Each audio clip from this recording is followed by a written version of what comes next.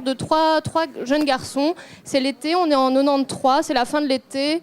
Ils finissent leurs vacances en se disant qu'il va falloir retourner à l'école. Deux de ses enfants ont une dizaine d'années, c'est des petits caïds qui commencent à s'intéresser un petit peu aux choses de la vie comme le sexe, etc. Et le petit qui s'appelle Paolo et qui a 7 ans les suit, comprend pas tellement. Lui a encore un petit peu un esprit innocent comme ça, un peu dans la poésie et qui se laisse un peu vivre. Mais qui, lui, on se rend vite compte qu'il n'a pas eu de papa et qu'il cherche un petit peu une figure paternelle qu'il va rencontrer notamment avec un libraire que tous les trois vont rencontrer. Et voilà, c'est vraiment le début de l'histoire. C'est une histoire qui est tout en légèreté, tout en finesse, un peu désuète comme ça, mais qui finalement se termine pas très bien. À la fin de cet été-là, on va se rendre compte que les trois garçons ont grandi, chacun à leur manière. Et voilà, que c'est une sorte, la fin d'une époque, peut-être cette fin d'été. Et voilà, c'est vraiment une BD à lire. Voilà, je vous le dis, ça se lit en toute légèreté. On n'a pas l'impression de lire quelque chose de fort comme ça. Et puis une fois qu'on referme le livre et qu'on y réfléchit, on se rend compte que c'est vraiment... voilà, enfin... On se pose plein de questions, c'est vraiment très intéressant. Et du coup, on est heureux de recevoir Roberto pour lui parler un petit peu de ça. On peut peut-être déjà... Enfin, j'ai envie déjà de demander d'où vient cette histoire, en fait, tout simplement. L'ambientazione naturalmente è tratta da quei luoghi che io ho frequentato quando ero un ragazzino. Donc c'est des endroits qu'il a fréquentés quand il était petit. I fatti invece sono inventati e ho cominciato a prendere appunti su questa storia mentre ne scrivevo altre. Stavo scrivendo una raccolta di racconti con i bambini come protagonisti. Prego. Donc les faits sont inventés, les endroits il les connaît et il était en fait en train d'écrire d'autres histoires avec des enfants. Donc il est en train d'écrire une histoire avec des enfants.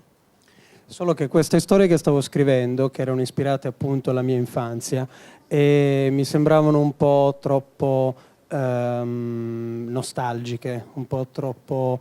E nel frattempo leggevo i giornali, guardavo la TV e si parlava di pedofilia, in particolare 5 anni fa, poi ti passo la parola, in particolare 5 anni fa in Italia il tema pedofilia è stato molto presente sui giornali, è stato solo un caso, un incrocio di situazioni, insomma.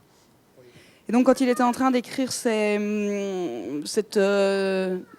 nouvelle BD sur les enfants, sur son histoire à lui, il y a eu beaucoup de nostalgie, etc. Et donc il s'est rendu compte qu'en lisant les journaux, en regardant la télé, en Italie, en fait, il y a 5 ans surtout, il y a eu beaucoup de cas de pédophilie qui sont revenus sur le devant de la scène médiatique.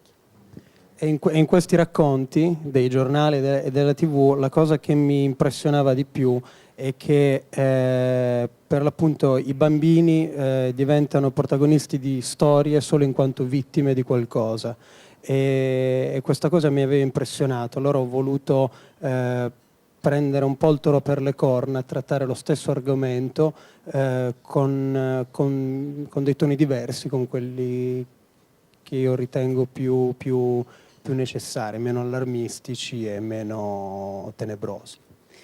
Et donc, il s'est rendu compte que toutes les histoires qui étaient racontées dans les médias étaient très lourdes et les enfants étaient toujours victimes de ce qui se passait. Et donc, lui a voulu prendre le taureau par les cornes par rapport à ce sujet et pouvoir le traiter, mais en prenant de côté et en le nommant autrement que comment le faisaient les médias en Italie.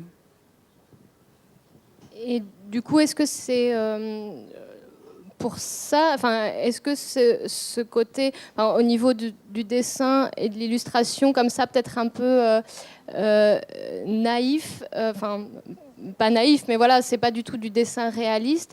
Est-ce que c'est pour ça, justement, pour prendre l'histoire un peu de biais, qu'il raconte un petit... Enfin, cette bande dessinée, comme je disais tout à l'heure, aurait pu être, pour être une bande dessinée pour enfants à plein de moments, toutes les bêtises qu'ils font, etc., ça pourrait être voilà, raconté pour les enfants, et finalement, c'est une histoire beaucoup plus dure.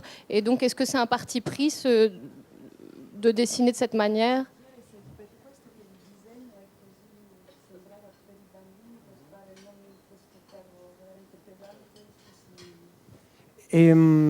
Sì, perché forse un segno più meticoloso, più realistico, più dettagliato, forse sarebbe diventato un po' pornografico, un po' troppo volgare.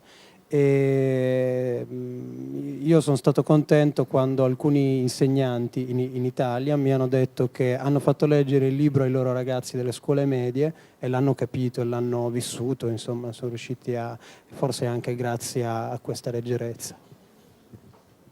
Et donc il explique qu'effectivement, c'est un choix de sa part d'avoir fait un dessin si enfantin, et s'il était passé par un dessin plus méticuleux et plus réaliste, on aurait sans doute été peut-être vers la pornographie, c'est ce qu'il voulait absolument pas.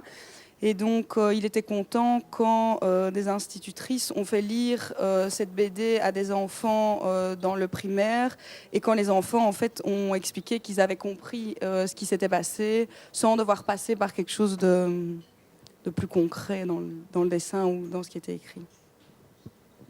Et du coup, toujours pour parler du dessin, est-ce que c'est ce que ça ressemble à ton travail en général, ou est-ce que tu peux nous parler de ton travail à côté de cette bande dessinée? Est-ce que tu as déjà fait d'autres bandes dessinées, et à quoi ça ressemble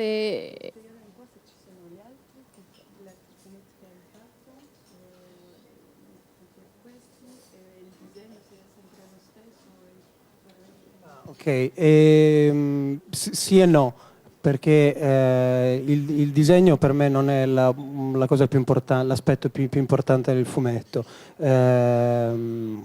almeno del mio fumetto.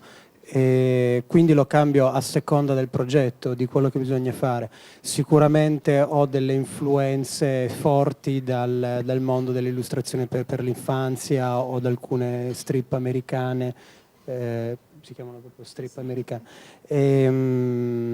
Quindi sì, ci sono sicuramente alcune cose che ritornano, però il prossimo libro su cui sto lavorando adesso avrà un taglio molto più realistico et meno vintage di questo qui. Donc il raconte qu'en fait le dessin pour lui c'est pas si important que ça dans son travail, et donc ça change selon l'histoire qu'il écrit. Là il est en train d'écrire une BD et c'est différent.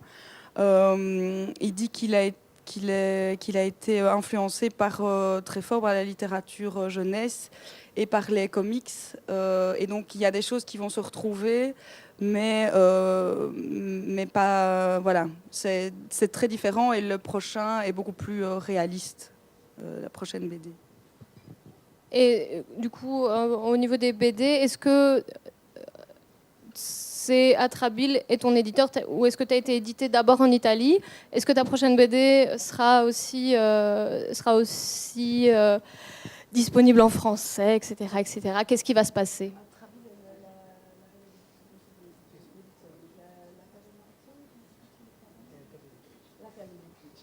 C'est sempre la stessa, o se hai fatto già prima qualcosa e si farà un'altra cosa sempre con questa casa? Allora, questa è il primo libro che pubblico in Francia, e quindi il primo libro che faccio con Atrabile. Per il prossimo lo sto ancora scrivendo, ci siamo lasciati un pochino con la promessa di continuare, naturalmente, anche perché fare soltanto un libro non serve a niente. E no, qui in Francia ho pubblicato soltanto Il Signore dei Colori. Donc ici, oui, il a édité que cette BD parce que c'est la seule qui est traduite en français. Et pour la maison d'édition, ils se sont quittés avec une promesse d'éditer, de traduire en français la prochaine BD qu'il est en train d'écrire. Mais bon, voilà, c'est une promesse. Parfait, ça veut dire que nous, on sera pressés de la lire. Enfin, moi, j'ai vraiment beaucoup aimé cette bande dessinée. Enfin, et je la conseille vraiment à beaucoup d'entre vous. Il y a un côté, comme je le disais au début, un peu je l'ai dit plusieurs fois, mais désuet à la lecture, et puis qui nous tombe dessus à la fin, à la réflexion, au remâchage. Et c'est vraiment une super bande dessinée que Roberto signera tout à l'heure au rayon bande dessinée. Donc vous êtes les bienvenus. Merci beaucoup Roberto et Stéphania, c'était super. Merci, au revoir.